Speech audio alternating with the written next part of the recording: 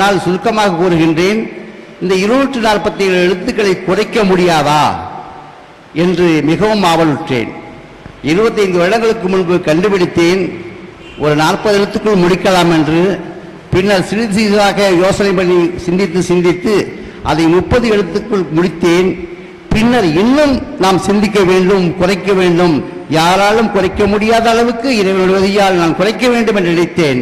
எனவே அதை 21 வரி வடிவங்கள் மட்டும் இருந்தாலே போதும் தமிழை முழுமையாக எழுத படிக்க முடியும் என்பதை கண்டறிந்தேன். இந்த 21 எழுத்துக்கள் என்ன செய்கின்றன என்றால் அவைதான் அதை பற்றிய விஷயங்களைத்தான் இங்கு நான் கவிதையாக எழுதியிருக்கின்றேன். இந்த கவிதை நான் சுமார் 16-17 ஆண்டுகளாக சிந்தித்து சிறிது சிறிதாக எழுதப்பட்டதுதான் இந்த வரி வடிவில் தமிழ் புதுமை என்னும் இந்த கவிதை. இந்த கவிதையை நீங்கள்